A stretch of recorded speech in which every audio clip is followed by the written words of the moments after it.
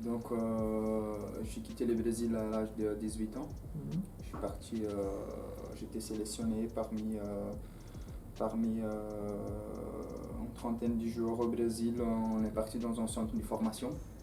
Et là, on avait un coach italien qui nous sélectionnait pour voir celui-là qui parmi les joueurs qui ont été sélectionnés pourrait éventuellement venir en Europe. Et c'est à l'âge de 18 ans, en 2006, que je suis atterri en Italie. J'étais invité par Modena, à cette époque qui évoluait en Série B, en deuxième division.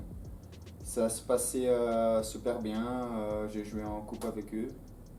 Et là, j'ai connu les premiers soucis par rapport à mes documents ici en Europe, parce que j'étais un joueur extra-communautaire. Et en Italie, par club, tu peux avoir maximum 3, que ce soit parmi les jeunes et parmi l'équipe première. Et malheureusement, à cette époque, Modena avait déjà 3, donc j'ai pas pu rester là-bas. Et c'est là que j'ai signé mon premier contrat pro après 3 mois, après 2 mois en République tchèque, en division 1, où j'ai évolué 2 ans en division 1 et 2 ans en division 2. Ensuite, en 2010, je suis arrivé ici à Tubize. J'ai joué 3 saisons complètes ici et là j'ai connu encore une fois des soucis bureaucratiques avec mes papiers, la situation extra-communautaire. Et j'ai resté 6 mois sans jouer en attendant à régler mes documentations. J'ai signé à Rebec pendant 5 mois en B1 où on a fait la montée en promotion et on était vainqueur de la Coupe de Brabant. Ensuite, j'ai signé à Mons où je jouais toute la saison passée et maintenant je suis de retour à l'AFC. En fait, j'avais des possibilités de rester, si je reviens vite dans mon problème bureaucratique. Les contrats professionnels, ils m'embêtaient à partir de jusqu'à la deuxième division. En dessous de la deuxième division, c'est-à-dire la troisième division en promotion en P1, j'avais pas ces problèmes-là. Du coup, j'avais des possibilités pour aller en D3, mais assez loin de la maison. À partir du moment où j'étais contacté par Rebec, j'ai eu des échos qui ont été pas mal. Je ne veux pas dire que j'ai eu peur, c'est toujours difficile quand on descend en 2-3 divisions comme ça de percer parce que voilà, j'ai connu la D1 et je peux vous assurer que c'est plus facile de jouer la D1 que la D2. Et c'est la même chose, c'est plus facile de jouer la D2 que la promotion ou la P1. Donc par rapport à ça, j'étais un peu embêté. Mais sinon, j'étais sûr de mon coup. C'était juste pour aider cette équipe et m'y entretenir parce que 4-5 mois après, j'avais l'ambition de retrouver la division 2. Quand on a un groupe tout nouveau qui était formé, on voit que les groupes étaient formés depuis le début de préparation et qu'on a réussi quand même à faire des bons résultats au début, je pense que c'est pas par hasard. Donc on peut envisager la colonne de gauche.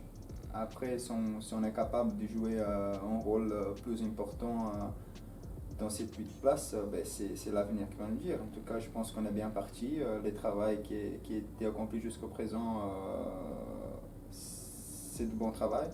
Donc on a tout pour faire quelque chose de bien cette saison.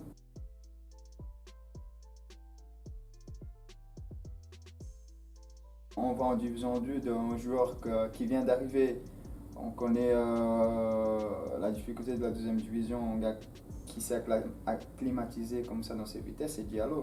4 matchs, 4 buts, c'est assez impressionnant. Mais une chose qui me parle plus sur son jeu, c'est que un gars avec son statut, son CV, c'est pas que les buts qui comptent, hein, c'est son travail défensif, c'est son travail en équipe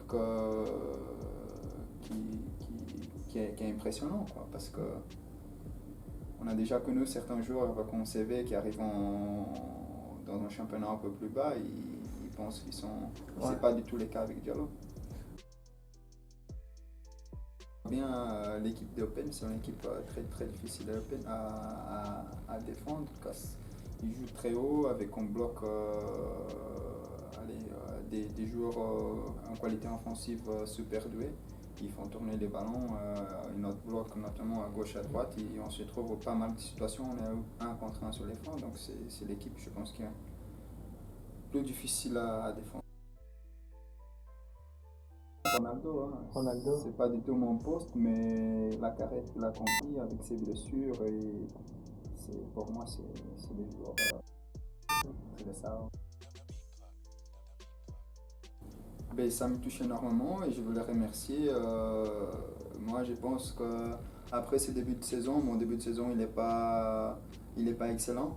À titre personnel, si je dois donner à quelqu'un, c'est à Diallo, sans hésitation. Je pense que les titres j'ai gagné à cause de les travaux que j'ai accompli ici les 3 dernières années, pas par rapport à mon début de saison maintenant. Donc ça me fait plaisir d'être les premiers 100 heures et je remercie un cœur de supporter.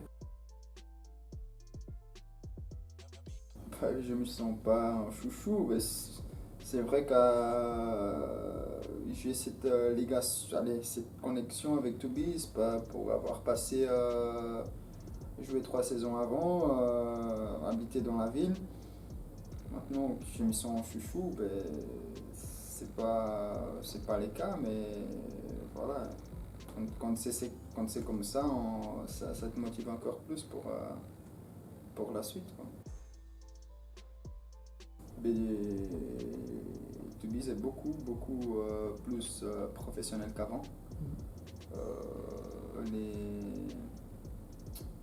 Comment je dis, la façon dont les clubs, comment je dis, les entraînements, les terrains et tout ça que les clubs nous proposent aujourd'hui, c'est nettement mieux qu'avant. Avant, on s'entraînait sur les synthétiques toute la semaine. Maintenant, on s'entraîne à l'Union Belle sur des terrains super bien entretenus. On mange au stade. On a quand même des équipements où avant, on était un peu carnaval, un peu.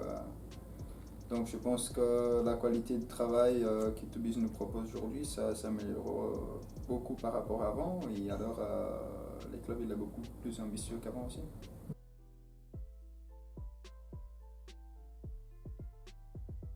Ben, en interne, aujourd'hui, en voyant la situation avec 5-6 mois après, c'est différent parce qu'à un moment que tu es dans la tempête, tu ne te sens pas. Mon objectif c'était de jouer, c'était tout donner pour les blasons du club à ce moment-là, même si on n'était pas payé, plus payé depuis les mois de janvier. Ça, c'est des choses que, à partir du moment que tu es sur les terrains, tu laisses de côté. Donc c'était un peu compliqué à un moment qu'on a su, qu'on a eu les derniers mots, comme quoi il y avait plus de chances que les clubs soient repris. Mais voilà, mentalement c'était pas facile, mais.